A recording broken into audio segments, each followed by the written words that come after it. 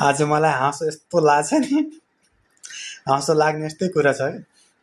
किनभनेपछि मान्छेले भन्दो रहेछन् क्या, मान्छे कतिखेरि आफ्नो मनमर्जीले बोलाउँछ अरे क्या।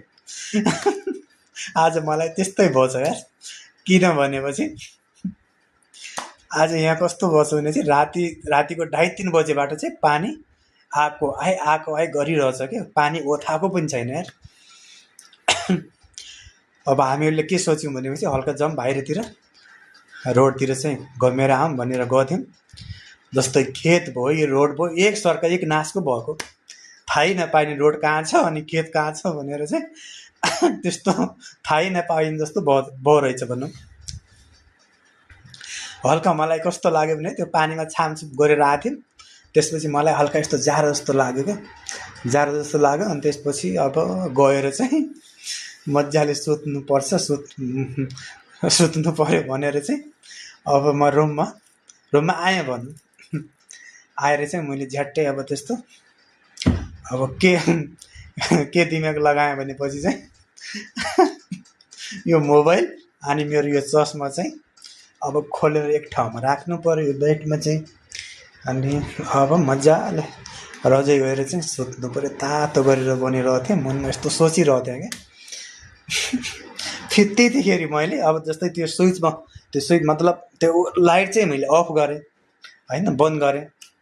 बन्द गर्दाखेरि अब कोठामा चाहिँ अँध्यारो जस्तो भयो क्या।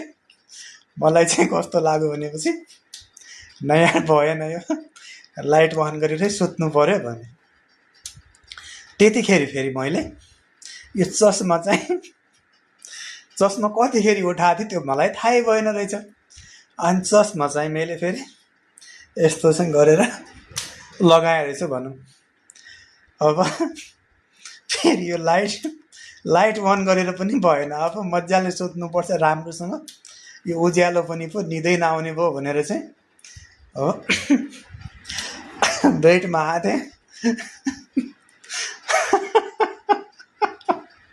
मलाई कस्तो हाँसो आएको।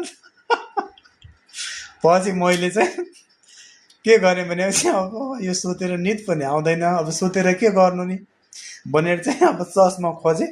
मोबाइल चाहिँ अब हातमा लगेँ भनौँ। यो चस्मा त छैन फेरि मेरो, आफू त चस्मा त मैले लगाएको छु नि त। त्यसपछि चस्मा खोज्दा यो अब पुरा कोठामा चाहिँ मैले चस्मा मतलब खोजेँ, चस्मा मिल्दैन। त्यसपछि पहिले के दिमाग लगाएको थिएँ, हे भगवान् चस्मा कहाँ गयो भन्दाखेरि चाहिँ मेरो यो हातमा